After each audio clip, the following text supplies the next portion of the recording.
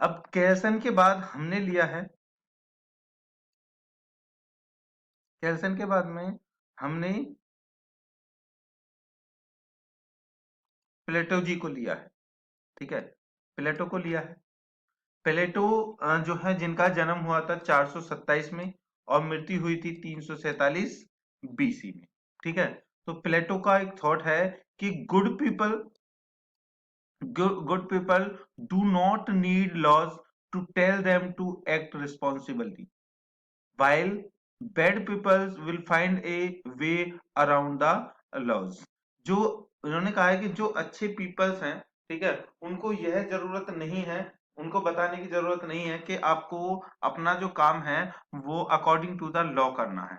लेकिन जो बुरे लोग होते हैं, ठीक है, वो लॉ के अकॉर्डिंग ही, मतलब कि उसी के आसपास अपने वर्क को घूमते रहते हैं, वर्क को लेकर के करते रहते हैं। ठीक है, तो जो हमारे सुकरात हैं, उनके बाद से उनके जो शिष्य हैं ये, ठीक है, पढ़ते हैं इनके बारे में, इन्होंने क्या कहा है जूरिस्प्रूडेंस के लिए, ठीक है, क्या लॉ के लिए उन्होंने दर्शन दिया है अपना, क्या इन्होंने विधि दी है। ठीक है, तो ये क्वेश्चन भी इंपॉर्टेंट बनता है आपके लिए। सुकरात के विषय सॉरी सुकरात के शिष्य प्लेटो ने सुकरात की प्राकृतिक विधि की संकल्पना को आगे बढ़ाया तथा प्लेटो ने इसे आदर्श राज्य, आइडियल स्टेट के रूप में भी विकसित किया, जिसे उन्होंने रिपब्लिक नाम से संबोधित किया। ठीक है, देखो अभी मैंने पिछले क्वेश्चन में हमने पढ़ा था कि जो सुकरात हैं उन्होंने क्या किया है, उन्होंने जब अध्ययन किया, जब उन्होंने अपना दर्शन दिया, तो उन्होंने प्राकृतिक विधि को बनाया और उसी को आगे रखा। ठीक है, तो उनके बाद में प्लेटो ने भी, क्योंकि ये उनके शिष्य थे, उनकी हर बात को इन्होंने फॉलो किया है। ठीक है, चाहे वो एजुकेशन का दर्शन हो या फिर मनोविज्ञान का दर्शन हो, चाहे अब लॉ का दर्शन हो, बहुत सारे दर्शन किए हैं और सब में वो उन्हीं के साथ रहे हैं, उनके अनुयायी के बन करके। तो इन्होंने क्या किया है, जो सुकरात की विधि थी, ठीक है, कौन सी, प्राकृतिक, नेचुरल जो लॉ था, ठीक है, नेचुरल जो विधि थी, उसी को इन्होंने आगे बढ़ाया है। ठीक है, लेकिन उसमें कुछ चेंज किए हैं। इन्होंने सबसे पहले तो उसको आइडियल स्टेट कहा है, आदर्श राज्य, मतलब कि जिस राज्य में नेचुरल लॉ लागू किया जाता है वो आदर्श राज्य है। ठीक है, और जो वो फिर विकसित होगा, आगे बढ़ेगा, उसको रिपब्लिक के नाम से इन्होंने संबोधित किया है। उसके बाद ये इनके अनुसार राज्य का शासक केवल कोई प्रबुद्ध, कुशल एवं सुयोग्य व्यक्ति हो हो सकता है।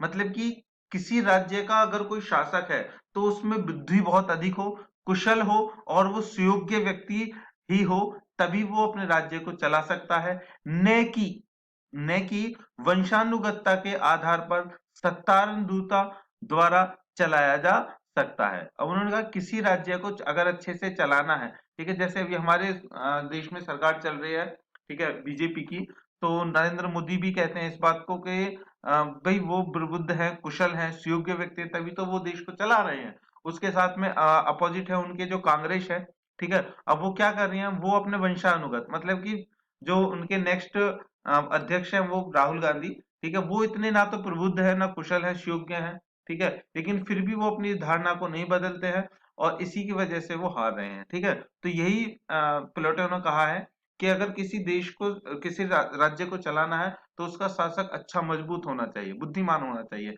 न कि रूढ़िवादिता धारणा, मतलब उसका पापा प्रधानमंत्री, फिर उसका बेटा प्रधानमंत्री, फिर उसका बेटा प्रधानमंत्री, ऐसा नहीं होना चाहिए। आगे कहा है कि शासक को अपनी भावनाओं पर तथा इच्छाओं पर अंकुश रखना चाहिए। ठीक है, बहुत अच्छी बात कही है, कोई भी शासक उससे अपनी भावनाओं बहकर कुछ नहीं कर सकता और अपनी इच्छाएं उससे कुछ नहीं कर सकता। उसके बाद कहा है और बुद्धिमत्ता से शासन करना चाहिए। ठीक है, और किससे शासन करना चाहिए, बुद्धिमत्ता से। इसका उदाहरण जैसे कि सपोज करो कि पाकिस्तान ने कुछ गड़बड़ की, तो उसका मतलब यह नहीं है कि नरेंद्र मोदी जी ठीक है उसमें आ जाएंगे, ठीक है, जोश में आ जाएंगे, जोश में आकर के कुछ भी कर देंगे, ऐसा वो नहीं कर सकते। ठीक है, ऐसा वो नहीं कर सकते क्योंकि उन्हें बुद्धि से काम लेना पड़ेगा। उसके बाद में कह रहे हैं ताकि रिपब्लिक की जनता शांति से रह सके, और कि प्लेटो का मानना था कि शासक सहित राज्य का प्रत्येक नागरिक अपने कार्यों में स्वयं व्यस्त रखे, स्वयं को व्यस्त रखे तथा दूसरों के कार्यों में हस्तक्षेप ना करे। उसके बाद उन्होंने जो राज्य है उसके जो नागरिक हैं उनके लिए भी एक बात कही है कि जिस राज्य के जो नागरिक हैं वो केवल अपने काम में व्यस्त रहेंगे, अपने काम से मतलब रखेंगे तथा दूसरे के कार्य में हस्तक्षेप नहीं करेंगे। ठीक है, तो लोक शांति, ठीक है, मतलब कि लोक का मतलब लोगों में जो शांति है वो बनी रहेगी और लोग स्वयं को ही विधि के अनुपालन में रुचि भी लेंगे।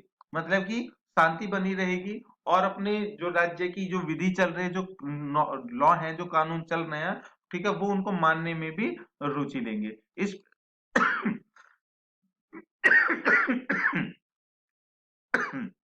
सॉरी, इस प्रकार प्लेटो शासन, प्लेटो जो है, ठीक है, वो न्यूनतम शासन यानी कि न्यूनतम शासन मतलब मिनिमम गवर्नेंस की नीति के प्रबल समर्थक हैं। उसके बाद से उन्होंने कहा है कि जो शासन है वो उसका जो क्षेत्र है वो थोड़ा संकुचित होना चाहिए, थोड़ा छोटा होना चाहिए। ठीक है, न्यूनतम गवर्नेंस हो मतलब कि उसका क्षेत्र छोटा हो और उसके बाद जो सरकार है ना, ठीक है, वो सरकार के जो जितने भी नुमाइंदे होते हैं, नुमाइंदे समझते हैं आप, ठीक है, मतलब सरकारी जो लोग होते हैं वो कम हों, क्योंकि जितने ज्यादा सरकार के लोग होंगे वो उतनी ही चीजों को उलझाएंगे, जितने कम होंगे उनके फैसले बिल्कुल सटीक होंगे। ठीक है, तो ये कहा है हमारे किसने, प्लेटो जी ने। ठीक है, तो आपने अच्छे से ध्यान दिया होगा, नोट कर लीजिए।